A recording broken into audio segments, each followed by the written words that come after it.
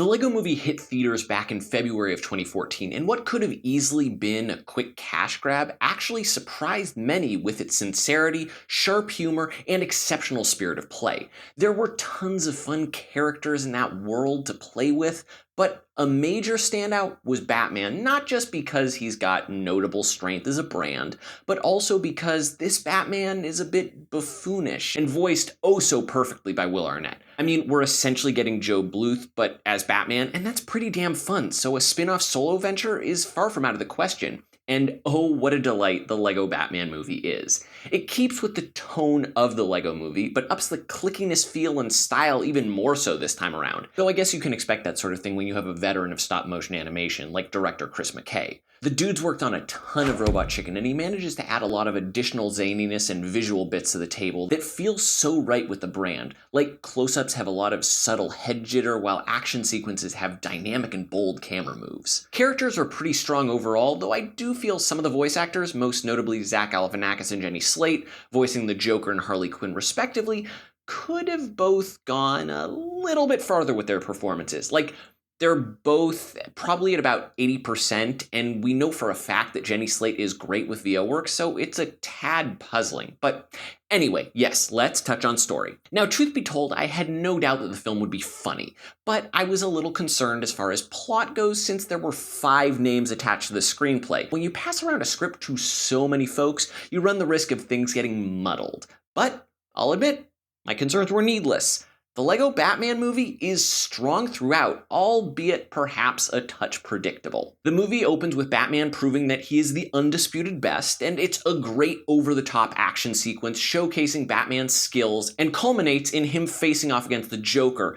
And that's when we get to see our first turn on things, as they make the relationship between the Clown Prince and Cape Crusader mapped like they're a romantic couple. The fact that Batman won't say he hates the Joker or that they're meant for one another is the driving force for the Joker's plan. And guys, the Joker's plan is simple and good and works so well within the Lego universe. So the Joker basically does everything in his power to get himself locked up in the Phantom Zone, which houses a bunch of generic and Warner Bros. Licensed Lego baddies, and then gets them all released down back into Gotham to ruin the place. But before all that, however, Batman is struggling with his inability to commit to friendships or anything, which Alfred attributes to Batman's fear of having a family, because then he might lose them again. Now bring Barbara Gordon into the mix, who's somewhat anti-Batman, or at least wants Batman to be working with the police rather than being a lone wolf, and Dick Grayson, a doofy orphan boy who idolizes Batman, and you've got the perfect building blocks to a zany and playful string of events as relationships are tried and Batman's buttons are pushed. Now, I mentioned it before, but it bears repeating that Will Arnett is so insanely strong as Batman and kills it as a self-assured but periodically emotionally inept hero. Michael Cera, who voices Dick Grayson turned Robin, is also great, though we knew the two of them work really well together from Arrested Development.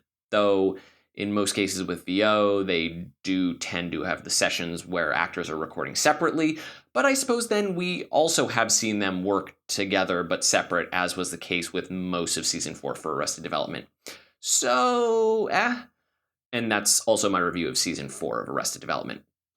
Although that's more of a structural and I'm still very excited about Season 5 happening. As to the other major players, I feel that Ray Fiennes and Rosario Dawson do good jobs in their respective roles as Alfred and Barbara Gordon, but they're admittedly just mostly playing the straight man to Batman's more outlandish behavior, which, and I know I keep coming back to this, but it is so refreshing to have Batman be fun again. Like, Christian Bale was cool, and Ben Affleck is currently being suffocated by Zack Snyder, but it's just so nice that Warner Brothers actually has a sense of humor about the Batman franchise as a whole. So, if you're a fan of Batman and enjoyed the Lego Movie, then the Batman Lego Movie will be perfect for you. It's got strong characters, great jokes, exceptional action, and hey, Batman might even learn a thing or two by the end. And if you're not a fan of Batman and didn't enjoy the Lego Movie, then I am truly surprised you've even watched this far into the review, which is now over. So those are my thoughts on the Lego Batman movie. Leave your thoughts in the comments down below. And of course, if you're feeling like more Batman, why not check out my review of Batman v Superman: Dawn of Justice? Or if stop motion's more your game, check out my review of Kubo and the Two Strings right here. And of course, you can find me on Twitter and Facebook at Belated Media. So comment, click, and keep loving movies, guys. And remember, the Batman animated series has the best Batman. Fight me on that.